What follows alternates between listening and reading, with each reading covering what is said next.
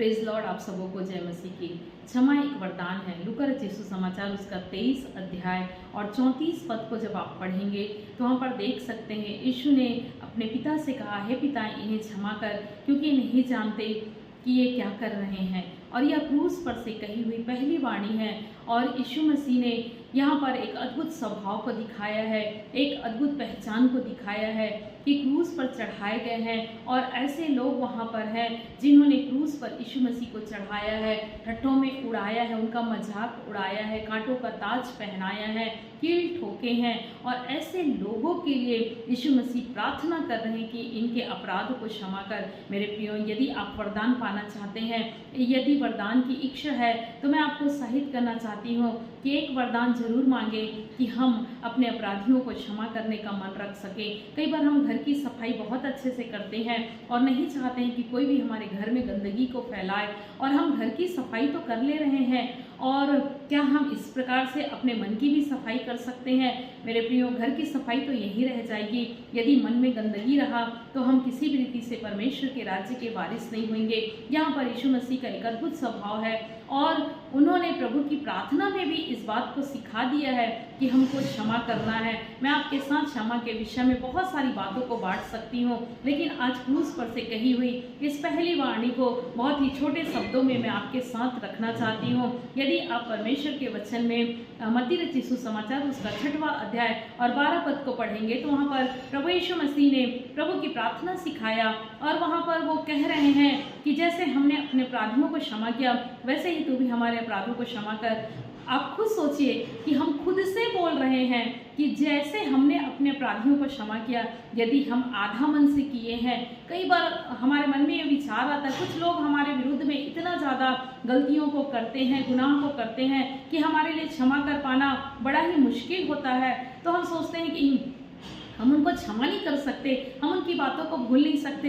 लेकिन जब हम प्रभु की प्रार्थना कर रहे हैं तो हम खुद बोल रहे हैं कि हमने उनके अपराध को नहीं भूला है प्रभु, इसलिए तू भी हमारे अपराधों को ना भूल। उसी मत्ती रचित सुसमाचार उसके 6वें अध्याय और 14 पद को भी पढ़ेंगे तो वहाँ पर भी लिखा है, यदि हम अपने अपराधियों को क्षमा नहीं करेंगे तो हमारे भी अपराध क्षमा नहीं होंगे।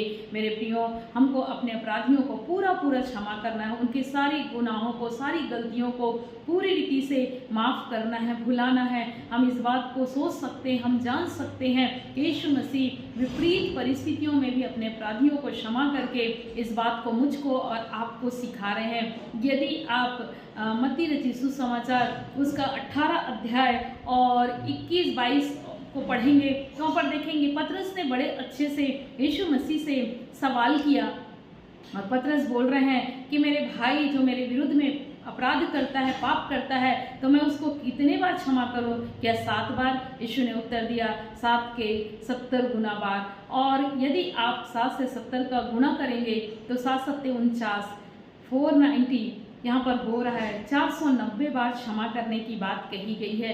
और मैं इस बात को बहुत अच्छे से समझी हूँ कि अगर 490 का अगर आप खंड बना दें और पहले खंड में अगर आप पाप को या अपराध को जो आपके भाई ने किया है, आपके लोगों ने किया है, उसका एक नंबर आप लिख दीजिए कि आज इसने ये पाप किया है। और जैसे ही वो आपके पास आए, सॉरी बोले, या आप ये इस बात को सीख पाएँ कि हमको माफ़ करना है और आपने माफ़ किया, तो आप उस नंबर को, उस जगह को आप खुद ही मिटा देंगे। मेरे प्रियो, परमेश्वर का वचन साफ है, परमेश्वर का वचन मेरे और आपके लिए है, और स्वयं परमेश्वर इस बात को चाहते हैं कि यदि हम अपने पापों से, अपने गुनाहों से यदि हम क्षमा को प्राप्त करना चाहते हैं तो हम भी उन अपराधियों को क्षमा करें जो हमारे लिए कभी कुछ कर दिए हों। हमको भूलना होगा, पूरी रीति से माफ़ करना होगा।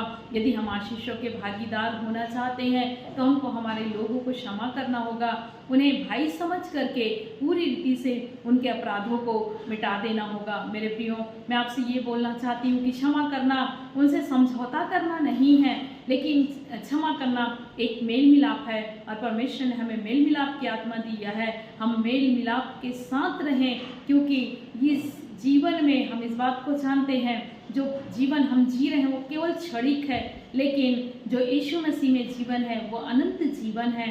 और जब हम यीशु मसीह के पास होंगे तो उस अनंत जीवन में यदि हम अपने अपराधियों को क्षमा नहीं किए हैं तो हम उस जीवन में प्रवेश नहीं कर पाएंगे। ये छोटी छोटी बातें हैं, लेकिन छोटी छोटी बातों को हमको बड़े गंभीरतापूर्वक लेना है और गंभीरतापूर्वक समझना है। परमेश्वर हमारी सहायता करे।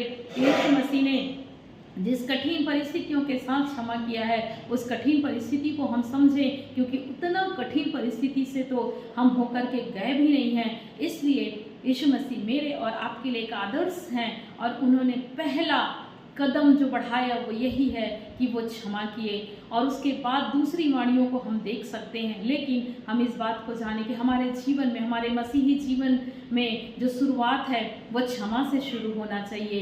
कि यदि हम परमेश्वर से अपने पापों के लिए प्रार्थना कर रहे हैं कि प्रभु उनको क्षमा करे, तो हमको याद करना है कि क्या किसी और के लिए हमारे मन में कुछ खटास तो नहीं है, किसी और के लिए हमारे मन में बुराई तो नहीं है, कोई ऐसा तो नहीं है जिसको हम वास्तव में माफ़ नहीं कर पा रहे हैं। यदि ऐसा है तो हमको इस वाणी को याद रखते हुए अपने लोगों को क्षमा करना है। सो परमेश्वर हमारी सहायता करे कि हम परमेश्वर के क्षमा को समझ सके और हम दूसरों को भी क्षमा कर सके और हमको भी क्षमा मिल सके।